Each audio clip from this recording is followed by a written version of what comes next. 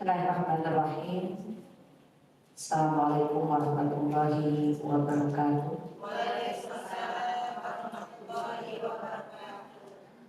Alhamdulillahilladzi hadana li hadzal wa kunna linahtadiya laula an hadanallah. Asyhadu an la ilaha illallah wahdahu la syarika lah wa asyhadu anna Muhammadan abduhu wa rasuluhu la nabiyya ba'dah. Wajammilni ya bani as-samawati wal ardh ya dzal jalali wal ikram bil fasahati wal balaghati wal baro'ah wahlul 'uqdatam min lisani yafqahu qawli bi rahmati rahmati tsumma talinu juduhum wa qulubuhum ila dzikrillah. Yang saya hormati Ketua DKM Masjid Al-Ikhlas, Ketua Majelis Taklim Muslimah Bila Anggrek, Ibu Laja Jadi, serta pengurus serta undang-undang syariah yang hadir, pilihan dingin-dingin pupuk tetap hadir, diiringi gerimis mengundang ya. Lumayan ini menjadikan kita antara berangkat dan tidak. Tapi ternyata benar-benar istiqomah untuk tetap jihad fisabilillah dalam rangka menuntut ilmu. Semoga adanya kita menjadi amal soleh untuk kita dan Allah akan anugerahkan kepada kita yang bermanfaat untuk kehidupan dunia dan akhirat kita. Bulan lalu kita sudah bahas wanita muslimah menghadiri sholat hari raya, itu sekarang sudah ada di halaman 28 kalau tidak salah ya. Betul ya? Udah dibahas sebagian. Dalam hadis Imam Bukhari dan Muslim yang lain, riwayat Taus dan Ibnu Abbas, terdapat tambahan bahwa Rasulullah SAW mengingatkan para wanita akan baiat mereka, dan beliau mempertegas pentingnya berpegang teguh terhadap baiat tersebut. Ibnu Abbas berkata, aku menghadiri sholat Idul Fitri bersama Rasulullah SAW. Abu Bakar, Umar dan Utsman mereka melaksanakannya sebelum khutbah, kemudian langsung diikuti dengan khutbah. Ibnu Abbas radhiyallahu anhu berkata, Rasulullah SAW turun dari atas mimbar.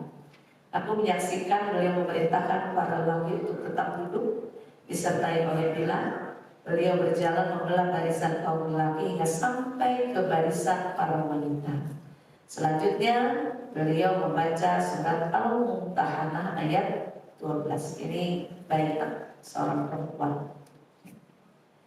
Kita lihat ayatnya di surat Al-Mumtahanah, surat yang ke-60 ayatnya 12. Ya ayyuhan nabiyyu idza ja'akal mu'minatu yubayyi'naka ala an la yushrikna billahi syai'an wa la yasrikna wa la yaznina wa la yaqulna awladahunna wa la ya'tina bi buhtani yaftarinahu baina aydihinna wa arjulihinna wa la ya'sinaka fi ma'rufin fa bay'ahunna wastaghfir lahunna Allah innallaha ghafurur rahim. Wahai Nabi, apabila datang kepadamu para perempuan beriman untuk membuat janji setia, jadi baiat itu adalah janji setia denganmu, bahwa mereka tidak akan mempersekutukan sesuatu pun dengan Allah, tidak akan mencuri, tidak akan berzina, tidak akan membunuh anak-anaknya, tidak akan berbuat dusta yang mereka ada-adakan di antara tangan dan kaki mereka, dan tidak akan mendurhakaimu dalam urusan yang baik, maka terimalah janji setia mereka dan mohonkanlah ampunan kepada Allah untuk mereka. Sesungguhnya Allah Maha Pengampun lagi Maha Penyayang. Baiat, sumpah setia seorang perempuan kepada Nabi. Rasulullah SAW bertanya kepada mereka, adakah kalian semua masih berada dalam baiat ini? Hanya seorang dari mereka, Ibnu Abbas, tidak mengetahui siapakah dia, yang menjawab pertanyaan ini seraya berkata, ya wahai Rasulullah SAW. Rasulullah SAW bersabda, kalau begitu bersedekahlah kalian. Bilal segera membentangkan kain sorbannya seraya berkata, ayo kumpulkan sebagai tebusan untuk kalian semua. Mereka pun melempar cincin dan perhiasan mereka ke dalam kain yang dibentangkan oleh Bilal. Ini ada di kitab Fathul Bari, Sahih Muslim volume 6 halaman 171 tentang bab sholat id.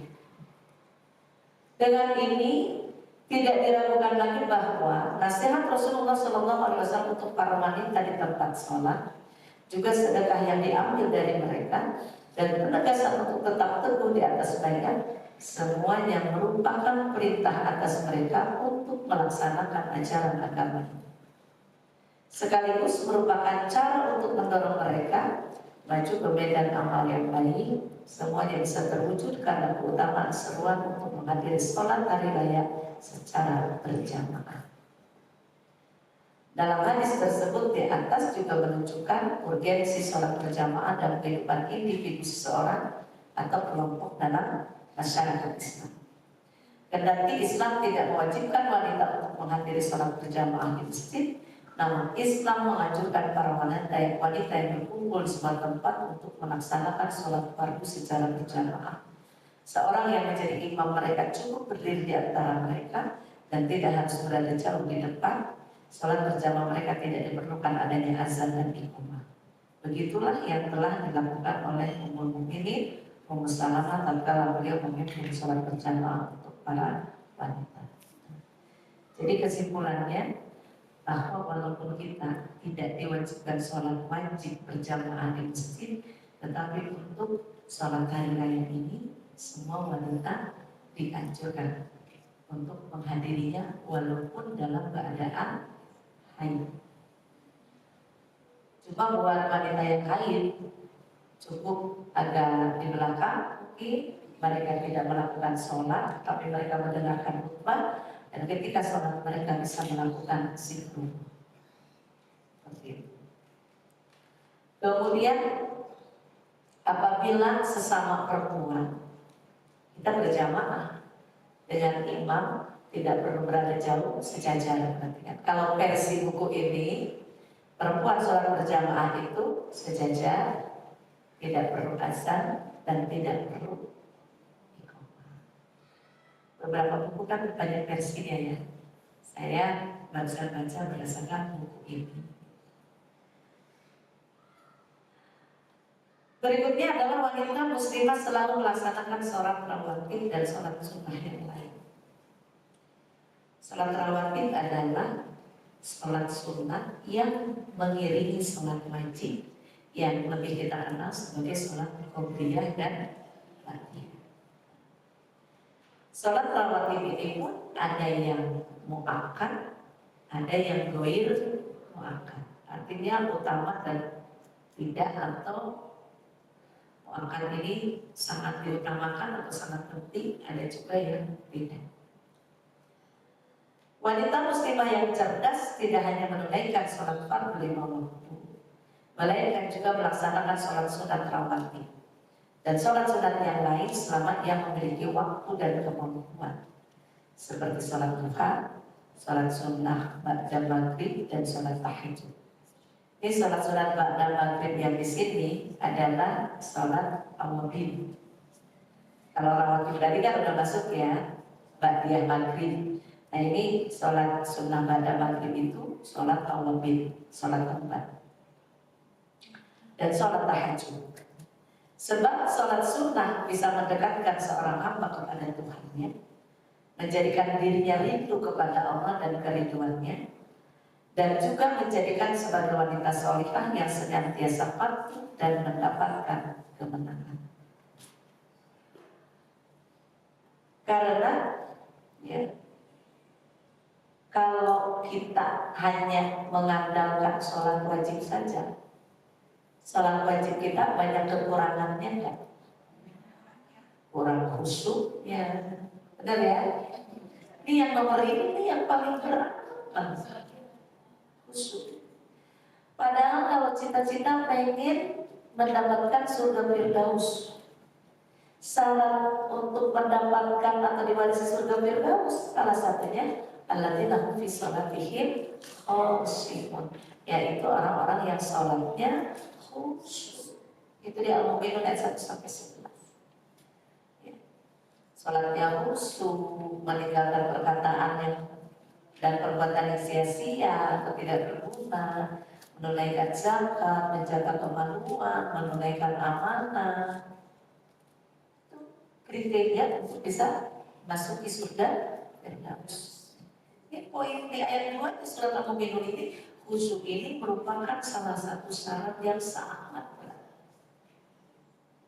Makanya wa innaha lakabiratun illa 'alal khusyin. Salat itu berat kecuali untuk orang-orang yang khusyuk.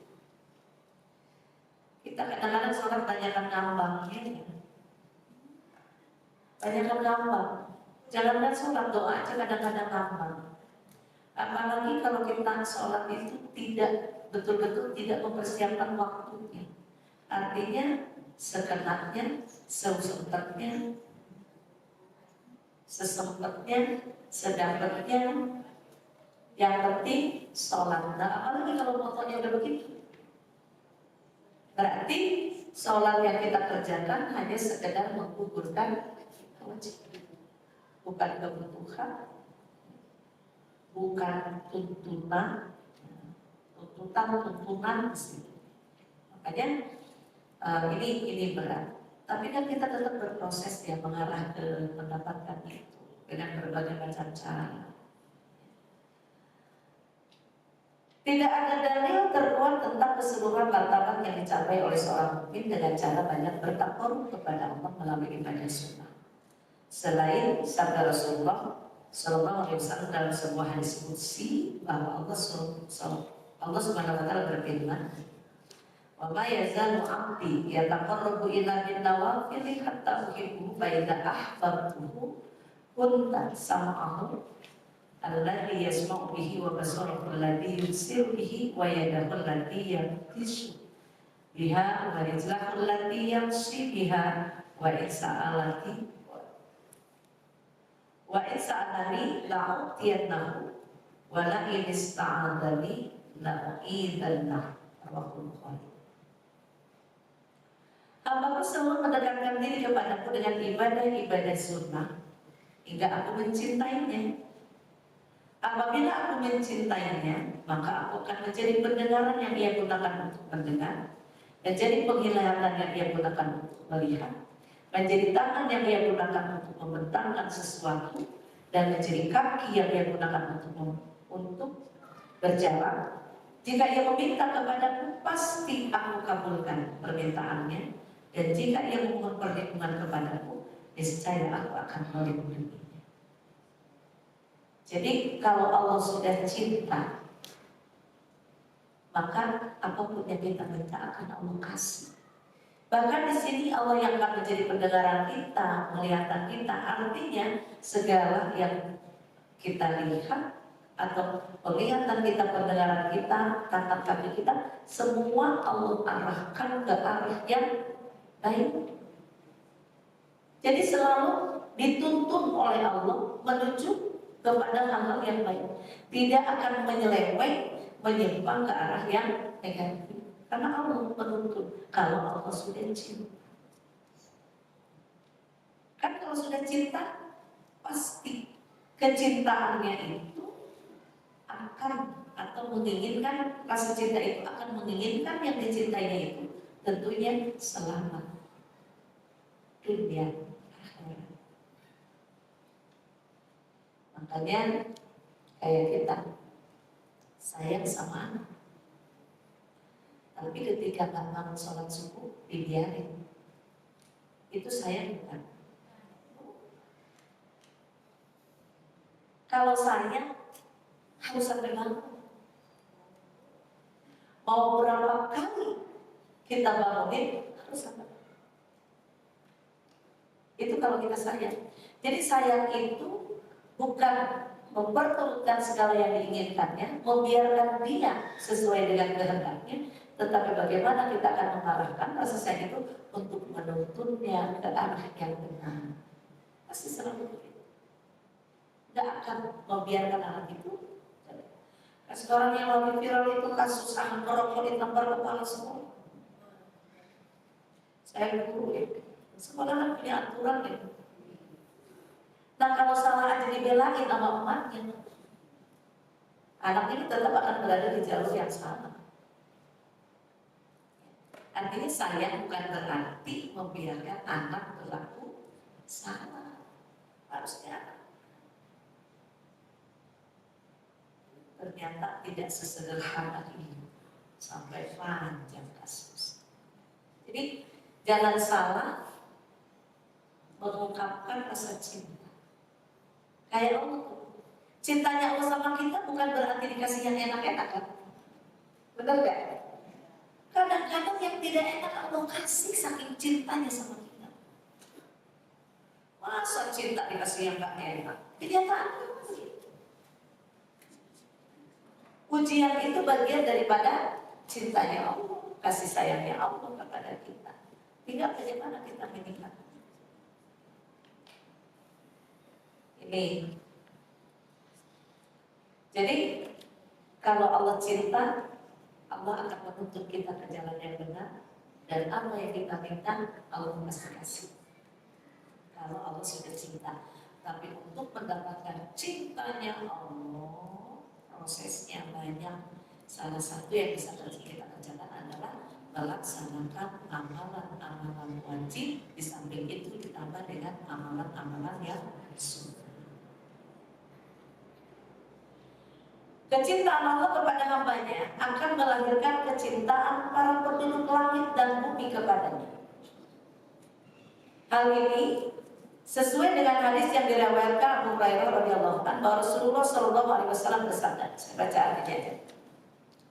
Sesungguhnya apabila Allah telah mencintai seorang hamba, Dia memanggil Jibril dan berfirman, sesungguhnya aku telah mencinta si fulan, maka cintailah dia.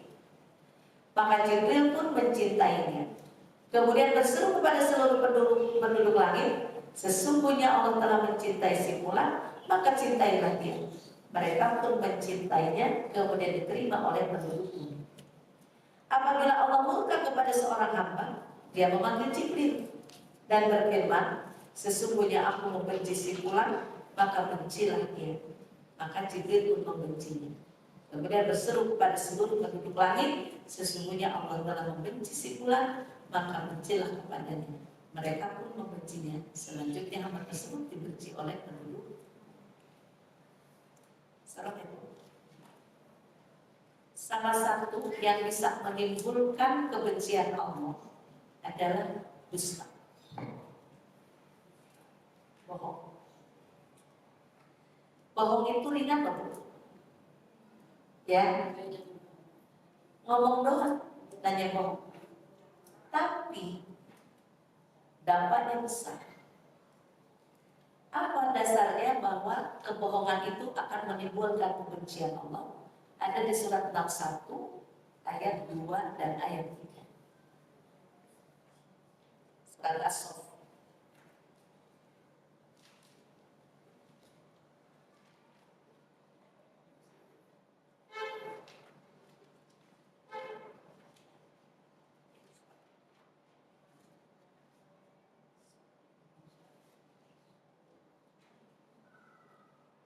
Surat 61 ayat 2 dan 3. Ya ayyuhalladzina amanu lima taqulu ma la taf'alun. Wahai orang-orang yang beriman, mengapa kamu mengatakan sesuatu yang tidak kamu kerjakan? Bohong nggak kalau kita mengatakan sesuatu yang kita tidak kerjakan? Bohong. Di ayat 3-nya, kabura maqtan indallahi an taqulu ma la taf'alun. Itulah, itu sangatlah dibenci di sisi Allah jika kamu mengatakan apa-apa yang tidak kamu kerjakan. Jadi bohong itu salah satu yang bisa menimbulkan kebencian Allah. Kita lagi memproses diri ingin dicintai Allah, gara-gara kebohongan Allah berubah menjadi benci. Rugi nggak? Udah dibenci Allah, masuk kategori dosa. Jangka panjangnya, kalau kita berbohong ketahuan, maka orang yang kita bohongi akan sulit lagi percaya kepada kita 100%. Pasti akan selalu lagi, dulu aja bohong, betul nggak?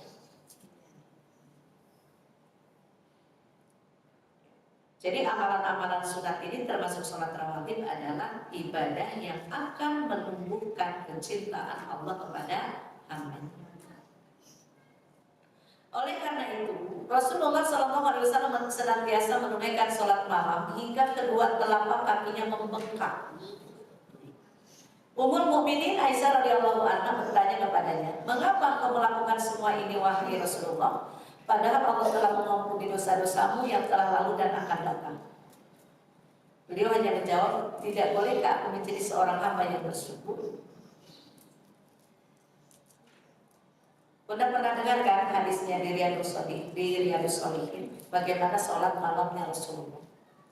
Ada sahabat yang kepo, penasaran, tanya sama Ummul Mukminin Aisyah, bagaimana sholat malamnya Nabi? Kata Ummul Mukminin, sholat Nabi, kalau Nabi sholat malam itu kakinya sampai bengkak-bengkak. Maka untuk membuktikan kenapa kok bisa bengkak-bengkak, ketika Nabi masuk masjid, rumah Nabi kan di dalam masjid itu kan, jadi sholatnya tetap pasti di Nabawi. Kita Nabi mau sholat, Nabi berdiri takbir, dia ikut di belakangnya takbir. Nabi baca Al-Fatihah, dia ikut baca Al-Fatihah. Kemudian Nabi baca surat Al-Baqarah, dia ikut baca surat Al-Baqarah. Berapa ayat ya? Mungkin 50 ayat. Setelah 50 ayat lewat, setelah 100 ayat lewat, 150 ayat lewat, masih aja di rakaat pertama Nabi baca surat Al-Baqarah sampai selesai 286 ayat. Itu di belakangnya udah nggak kuat tuh kan, udah pengen meninggalkan sholat malam bersama Rasulullah. Dikira mau ruku, ternyata Nabi baca lagi Ali Imran 200 ayat, masih di rakaat pertama. Selesai 200 ayat dikira mau ruku, ternyata Nabi baca lagi surat An-Nisa 176 ayat. Berarti berapa tuh? Al-Baqarah 286 ditambah 200 ditambah 170. 3 surat panjang di rakaat pertama. Setelah itu baru Nabi ruku. Kemudian Nabi baca tasbih. Dan lamanya Nabi ruku selama Nabi berdiri membaca 3 surat panjang. Berarti berapa tasbih yang Nabi baca? Masih berapa? Baru Nabi intidal, lamanya intidal selama Nabi ruku, kemudian Nabi sujud, lamanya sujud selama Nabi intidal. Begitu. Di rakaat pertama saja, makanya Nabi sholat malamnya menghabiskan seluruh waktu. Ayat yang dibacanya panjang.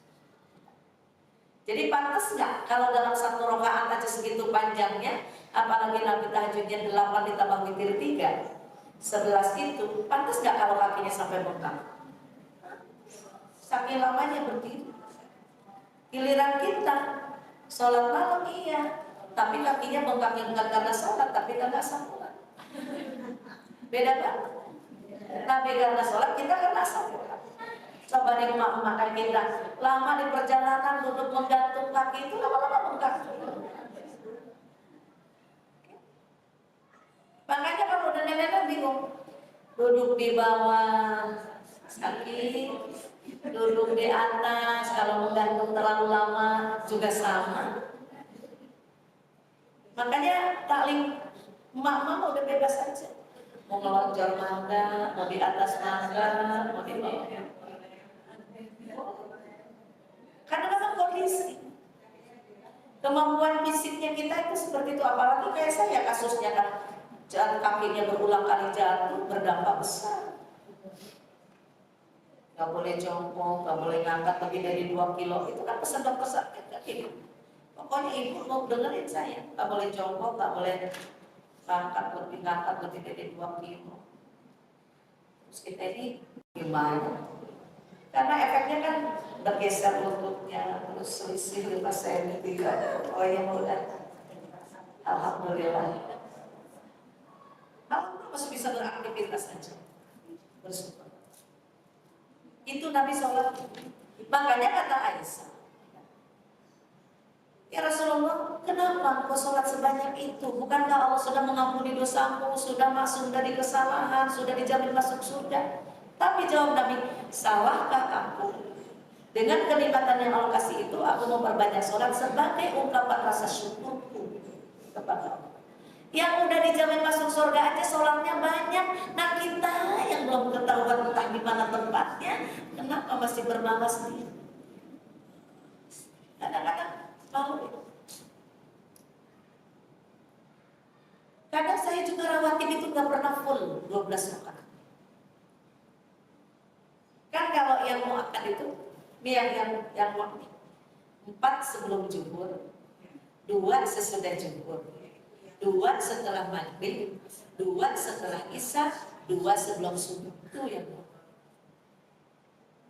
kalau 4 ini, ya, kalau 12 ini full, ditambah lagi tahajud dan witir 11, udah berapa? Udah berapa? 11 tambah 12, 23. Ditambah 17 rakaat sholat wajib, berarti jika kita nih, versi Al-Hidayah, kalau kita sudah bisa melakukan 40 rakaat sholat setiap hari, itu tadi wajib 17 rakaat, tahajud 11 rakaat, rawatib 12 rakaat. Masya Allah, itu sudah tidak akan kekurangan apapun, jaminannya dunia akhirat. Selamat berkah. Nah ini tuh ngelengkapin 40 rakaat masih aja kurang. 40 itu tuh belum ditambah duha, hajat, taubat. Ini 40 ini aja belum nih. Yang wajib sama tahajud 11 sama rawatib. Wah itu udah jaminan. Apalagi kalau ditambah sholat yang lain. Ummul Mukminin Zainab radhiyallahu anha juga sering melaksanakan sholat sunnah. Memperpanjang sholatnya, ia membentangkan tali di antara dua tiang masjid. Apabila ia merasa penat atau malas, dia memegang tali tersebut untuk mengembalikan semangatnya. Saking semangatnya sholat, bukan kita sholat tuh ngantuk. Kalau bukan sholat nggak ngantuk, ngobrol aja nggak ngantuk. Kalau baca Quran ngantuk, kalau sholat ngantuk. Baru satu rakaat nguam lagi. Ini tiang, pasang tali. Bahkan ada sahabat Nabi juga. Dulu karena sholat istri ngantuk, tali di depannya. Jadi kalau dia ngantuk, gitu, tertahan oleh tali, dia melewat. Tapi tidak dibenarkan oleh Rasulullah. Kan ketika suatu hari Nabi masuk masjid, ada tali yang terbentang antara tiang dengan tiang. Nabi tanya, siapa yang mengikatkan tali itu? Ada seorang menjawab, saya ya Rasulullah. Untuk apa? Begini ya Rasulullah, saya sebenarnya senang sekali memperbanyak ibadah sholat. Cuma kelemahan saya sering ngantuk. Makanya saya pasang tali ini, saya sholat di depannya. Ketika saya terantuk begitu, tertahan oleh tali ini dan saya kembali melek. Maka kata Nabi, itu tidak benar. Kalau mau ngantuk, tidurkanlah sebentar. Jangan dipaksakan karena sholat ngantuk itu tidak benar. Bacaan nggak akan benar, gerakan nggak akan benar. Ini kalau udah musim haji, sholat di Masjidil Haram itu banyak yang basah, loncat saking ngantuknya, sampai udah ditutup. Itu saking ngantuknya. Karena apa, semangat ibadah pengennya banyak-banyak. Kata Nabi, kalau mau ngantuk, tidurkan dulu sesaat. Berhenti aja dulu. Toh apalagi sholat sunnah, tidur sesaat. Setelah hilang ngantuknya, silakan sholat. Karena untuk sholat sunnah itu kan ada. Kayak sholat sunnah mutlak itu tidak terbatas waktu. Kecuali pada asar dan pada subuh. Setelah itu bebas kita melakukan sholat sunnah. Bahkan saya pernah dengar Aisyah Ummul Mukminin suatu hari datanglah Abdullah bin Mas'ud berkunjung ke rumah Nabi. Saat itu ada Aisyah.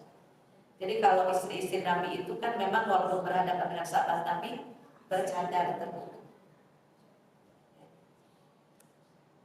Maka ketika Ibnu Mas'ud datang, ternyata Ummul Mukminin baru saja mengerjakan sholat pagi. Kalau sholat pagi kan berarti sholat duha ya, sholat pagi. Maka Abdullah bin Mas'ud memutuskan untuk kembali saja. Nanti aja pada perlu, nanti balik lagi mungkin setelah sekitar jam 11. Jadi setelah habis waktu buka. Ketika sekitar jam itu, Abdullah bin Mas'ud datang kembali. Ternyata Aisyah baru saja selesai sholatnya. Maka kata Abdullah bin Mas'ud, apakah engkau baru selesai menyelesaikan sholat sejak pagi tadi? Betul. Berapa rakaat engkau dapatkan sholat sunat di pagi ini? 100 rakaat. Aisyah. Sholat apa 100 rakaat? Kalau duha 12. Boleh kan kita memperbanyak sholat sunat di pagi? Jadi di pagi hari aja Aisyah bisa 100 rakaat. Kita 2 rakaat aja kalau nggak dipaksain, nggak ada apa. Makanya beda nggak Aisyah ini dengan Aisyah itu? Jauh. Jauh banget. Ini kita 4 rakaat paling pagi di sela-sela ngajar itu. Makanya dari rumah udah wudhu, anak-anak sholat duha, kita buru-buru tuh 4 rakaat. Kalau keburu batal anak salaman apalagi, aduh ntar belum deh udah, karena udah masuk doa segala macam. Jadi kalau enggak, pokoknya harus nih. Kalau anak salaman ibu punya wudhu, duha dulu tuh, cuma 4. Kalau kita kita, Aisyah selalu rakaat, makanya jauh kemana-mana. Itu pagi hari. Terus yang gak ngajar gimana? Bisa nggak 12 aja? Enggak. Karena masih ada kesibukan-kesibukan yang lain. Antar anak sekolah, apalagi yang punya anak kecil-kecil, banyak urusannya. Belum masak, belum minum. Kalau umum ini kan nggak masak, nggak masak. Makanannya apa? Kadang kurma. Pernah loh, sahabat melihat dapurnya Nabi itu tidak ngebul. Kan kalau ada masak pasti ada tanda-tanda, ada asap, ada aroma. Selama 3 bulan. Akhirnya ada sahabat yang kepo. Wahai ngomong ini, kami memperhatikan dapurmu tidak ngebul selama 3 bulan. Ya, memang 3 bulan ini saya tidak masak. Lalu apa yang kau makan dengan Rasulullah? Aku tidak ngebul. Makanya Aisyah itu langsing ibu. Makanan ini mah segala eta. Ini segala macam-macam. Lumayan saya udah turun 10 kilo. April itu kan berapa masih 80 ya? Cabai, gigo. Lumayan sekarang udah turun 10 kilo. Resepnya ninggalin gorengan, Bu. Gorengan itu yang tepung sama gula pasir tinggalin. Gorengan terus yang namanya campuran tepung dengan gula itu ditinggalin, model bol, model roti. Sementara bagi punya target. Ya, coba padahal dulu yang paling nggak bisa tempe goreng tepung hangat-hangat pakai cabai, bakwan pakai cabai, bener nggak? Ini bukan puasa, dulu tuh gorengan kan? Sekarang diubah aja. Dulu bisa goreng, sekarang bisa kukus. Iya, jadi kukus. Alternatifnya kan tetap pasti makan pisang kan? Yang dibanyakin buahnya apa, sayurnya, nasinya dikurangi. 3 sendok gimana?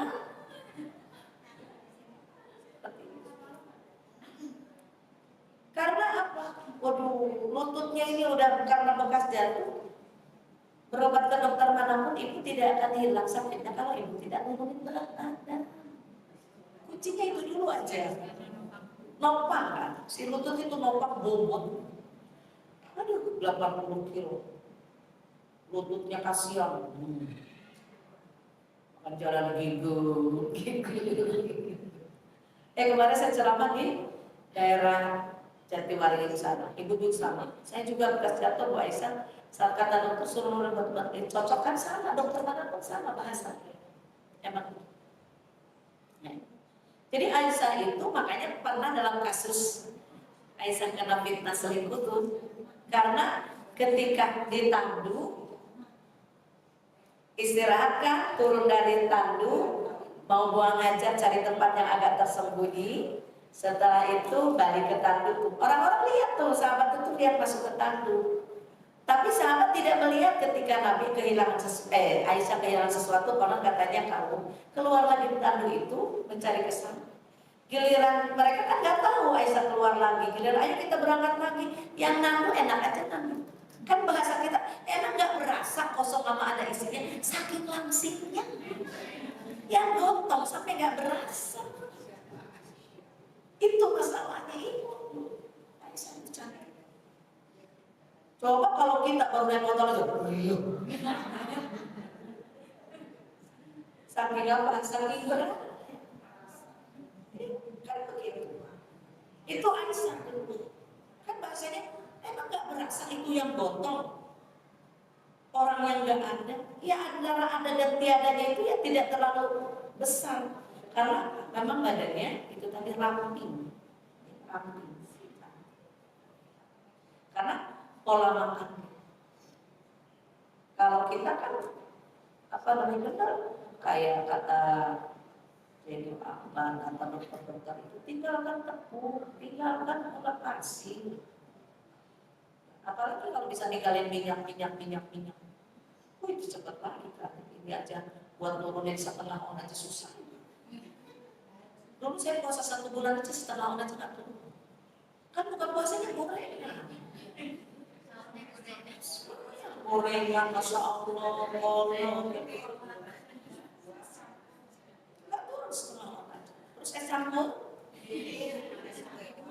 teh manis tubruk, gula batu pakai teh tubruk, tehnya teh Jawa ya Bu. Enak, bagus. Kalau bisa itu jadi dari pola makan ini besar. Jadi Ummul Mukminin itu Zainab itu ya, saking semangatnya ibadah sampai mengikatkan tali. Kalau Aisyah pagi aja udah 100 rakaat. Itu belum ibadah rawatib lainnya dan belum tahajudnya. Itu sholat sunat di pagi hari 100 rakaat. Mau ngejar gimana kita dengan kesolehan istri-istri Nabi? Ya. Nah, tatkala Rasulullah SAW memasuki masjid dan melihat tali tersebut, beliau bertanya, tali apakah ini? Para sahabat menjawab, milik Zainab. Ia melaksanakan sholat dan ketika merasa malas atau capek, ia memegang tali tersebut. Rasulullah bersabda, lepaskan tali tersebut. Hendaklah seseorang dari kamu melaksanakan sholat dalam keadaan giat, maksudnya lagi tidak ngantuk. Apabila merasa malas atau lemah, hendaklah ia duduk dulu. Kalau ngantuk, tidur dulu.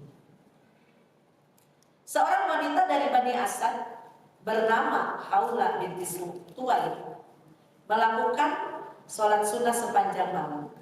Ia tidak tidur walau sejenak. Hingga suatu hari ia bertemu dengan Ummul Mukminin Aisyah radhiyallahu anha yang sedang bersama Rasulullah sallallahu alaihi wasallam. Aisyah radhiyallahu anha memperkenalkan kepada Rasulullah sallallahu alaihi wasallam, ini adalah Haula binti Tuwail. Mereka menuturkan bahwa dia tidak pernah tidur malam. Tidak pernah tidur malam karena sholat.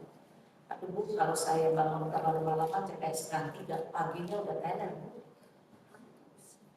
Sekarang ini subuhnya jam 4 lewat 9 atau 9 atau 11. Jadi kalau bangun setengah 4 gak dapat banyak. Benar gak? Kalau dulu ketika subuhnya jam 5 kurang 15 atau setengah 5, kita bangun setengah 4 masih punya 1 jam untuk tahajud, itu masih leluasa. Nah kalau subuhnya jam 4 lewat 9, setengah 4 baru bangun, ke kamar mandinya, buang-buangnya, itu udah memakan waktu. Jadi minim. Makanya kalau sholat hajat, sholat witir tidak ditarik ke isya, apa yang mendapatkan 11 itu aja susah. Kalau bangunnya setengah 4. Setengah 4 itu baru mulai mantap, maksudnya baru bangun, belum nanti ke kamar mandi, buang dulu, yang kering, yang kecil, yang besar dibuang. Itu tidak cukup 15 menit. Kita mau udah gak lama udah tahrim di masjid, ya kan?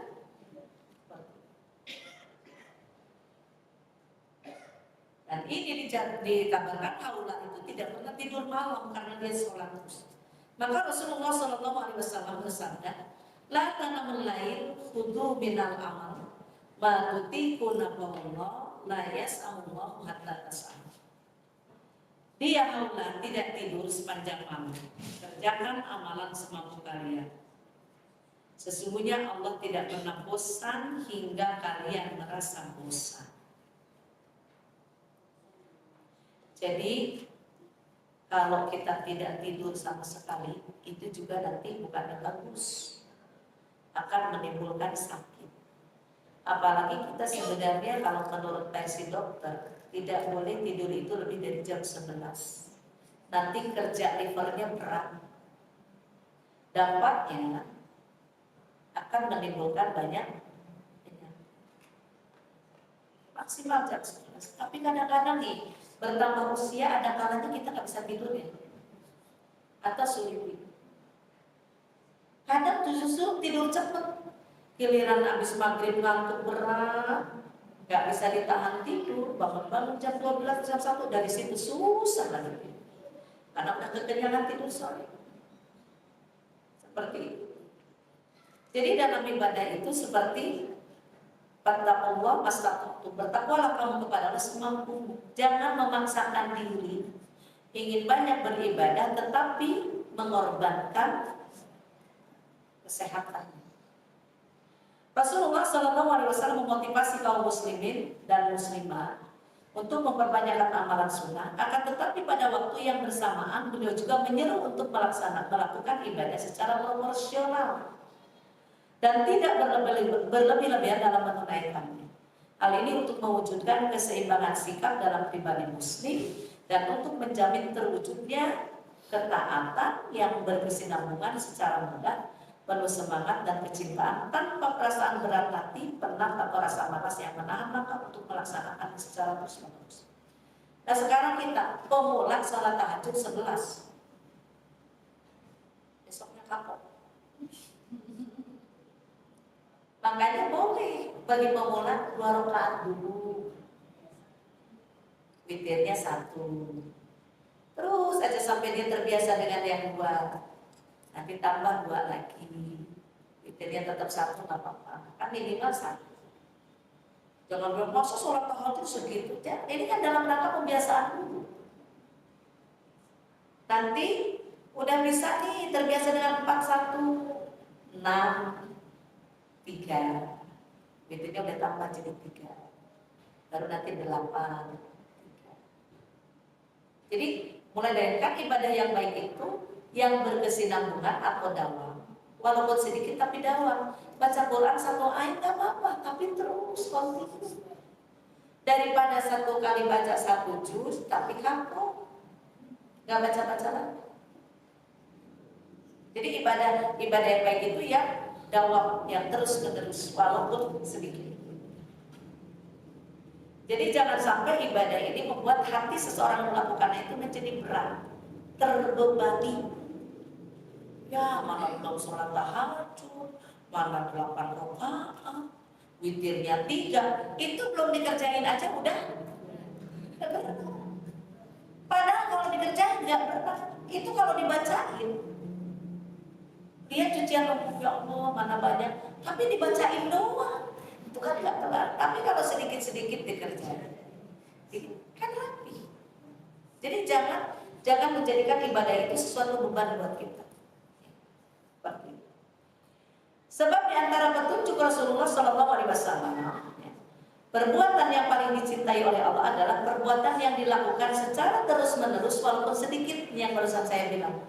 Sebagaimana kita pahami dari hadis yang diriwayatkan oleh Aisyah radhiyallahu anha, Rasulullah SAW bersabda, "Ahabul amali ilallahi ta'ala adwamuha wa in qalla wa in qalla qala wa kanat Aisyatu idza amilat al-amala lazimat. Perbuatan yang paling dicintai oleh Allah Ta'ala adalah yang terus menerus walaupun sedikit. Perawi berkata adalah Aisyah radhiyallahu anha apabila melakukan sebuah amalan ia menekuninya. Terus diterus. Bukan banyaknya tapi berkesinambungannya atau dawamnya. Terus menerus. Apa salat tahajud 2 rakaat? Terus aja. Nanti kan kepengen nambah jadi 2. Saya dulu ingat kejadian anak saya. Kita bikin komitmen ngaji setiap hari. Berapa sanggupnya? Saya tanya begitu kan? 2 ayat. Deal. Berarti mukanya 2 ayat. Dari kelas 1 sampai kelas 5 2 ayat. Kalau panjang kayak ketemu surat Al-Baqarah ayat 282 ayat tentang hutang. Kan panjang tuh. Satu aja ini panjang komitmen. Yang pendek 2, yang panjang 2 harus. Ini biasanya masuk kelas 6 kan ada keharusan nih, harus hatam. Akhirnya ngomong sendiri, Mas sekarang selembar nih. Dari 2 ayat aja 5 tahun 2 ayat. Tapi rutin saya nggak beromong sedikit apa sanggup jadi 2 ayat aja. Jangan dibebani anak ini dengan harus sedikit. Tapi sekarang dia ngajarin anaknya, Bu. Ngajarin anaknya nih. Kakak ngaji 1 ain, belum merujaah hafalan. Jadi, tapi anaknya terkondisi. Pernah sama bapaknya pergi, ayo ikut eyang aja yuk, daripada berbuat di rumah. Izin dulu sama. Terus ini baca Quran gimana? Nanti pulang dari luar nanti baca. Jadi sepanjang perjalanan kalau dia belum baca itu, ada sesuatu yang nggak usah dibebani kan? Nanti pulang, ayo temenin kan. Jadi udah otomatis aja. Yang di sekolah lagi, ambil Quran. Jadi pulang sekolah gini nih, dari Salsabila tuh udah langsung rapiin buku tuh. Kan habis maghrib dia baca. Ada murojaah, ada yang baca Qurannya itu yang 1 ayat. Udah dilepas kelas 2. Jadi karena bapaknya tegas. Dulu saya tegasnya cuma 2 ayat doang, tapi dia 1 ayat. 1 ayat berarti naik ya. Dulu bapaknya suruh 2 ayat, nah sekarang anaknya 1 ayat. Jadi ayatnya berarti ada yang panjang dan pendek kan? 1 ayat itu kan beda-beda. Pokoknya judulnya 1 ayat. Kebiasaan jadi itu yang terus menerus. Aisyah itu istri Rasul begitu menekuni sampai dari sholat aja mungkin dari 2 bisa sampai 100. Kemudian menekuni amalan yang baik secara terus-menerus bukan hanya kebiasaan ibunda Aisyah radhiyallahu anha, melainkan karakter seluruh keluarga Rasulullah SAW. Mulai dari istri, anak maupun kerabat dekat. Ini dibuktikan oleh sebuah hadis yang diriwayatkan oleh Imam Muslim dari Aisyah radhiyallahu anha. Beliau menuturkan bahwa Rasulullah SAW memiliki sebuah tikar. Malam hari beliau melipatnya, kemudian sholat di atasnya. Dan orang-orang pun ikut sholat bersama beliau. Pada siang hari beliau kembali menggelarnya. Suatu malam orang berkumpul dan sholat bersama Rasulullah SAW. Beliau pun bersabda, saya baca artinya aja. Wahai manusia, lakukanlah amalan yang mampu kalian lakukan. Sesungguhnya Allah tidak akan bosan hingga kalian bosan. Sesungguhnya perbuatan yang paling Allah cintai adalah amalan yang dilakukan secara terus-menerus, walaupun jumlahnya sedikit. Dan apabila keluarga Muhammad SAW melakukan sebuah amal, mereka menekuninya secara terus-menerus. Tapi riwayat ya kayak zikir, ya mungkin istighfarnya 3, tapi rutin. Tasbihnya 33, tahmidnya 33, takbirnya 33. Kadang-kadang kalau dikejar tayang, kejar waktu, yang 33 aja juga lewat. Benar nggak? Buru-buru. Kalau buru, berarti belum bisa merutinkan yang 33. Kita kadang-kadang akui ya, kalau lagi ada sesuatu yang kita harus lakukan, ibadah-ibadah yang rutin ini, pada saya kayak gini lah kalau subuhnya. Orang akan terhindar dari api neraka apabila membaca zikir Allahumma ajirni minan nar 7 kali setiap kali kita Karena sholat subuh. Gampang pada Allah majid minan nar, Allah majid minan nar, Allah majid minan nar, Allah majid minan nar, Allah majid minan nar. Gampang nggak? Pendek kan? Tapi rutin kan? Itu yang mudah. Kalau kita rutin tuh, kan Allah majid ya Allah, jauhkanlah aku dari api neraka. Bebaskan, jauhkan aku dari api neraka. Jadi kalau ajaran Nabi itu rutinkan. Rutin walaupun sedikit yang baik. Kemudian wanita muslimah menunaikan sholat dengan baik. Jadi rawatib ini bagian daripada sholat sunnah yang dianjurkan kita lakukan sebagai sarana taqarrub ilallah, sarana untuk mendekatkan diri kita kepada sholat sunat rawatib. Kalau yang muakkadnya 12 tadi itu. Kalau misalkan 10 nggak apa-apa, berarti sholat qobliyah zuhurnya 2. Kan kalau di sini 4, qobliyah zuhur 4, ba'diyah 2, ba'diyah maghrib 2, ba'diyah isya 2, qobliyah subuh 2. Tuh. Kalau misalkan 10 nggak apa-apa, artinya zuhurnya 2, qobliyah 2, ba'diyah 2, ba'diyah maghrib, ba'diyah isya sama ba'diyah qobliyah. Terus itu kalau misalkan ada kan yang sholat isya qobliyah ba'diyah, yang qobliyahnya tidak muakkad. Saya kalau maghrib isya tuh ba'diyah aja, ya maghrib ba'diyah isya, qobliyah subuh. Asar nggak ada, nggak ada.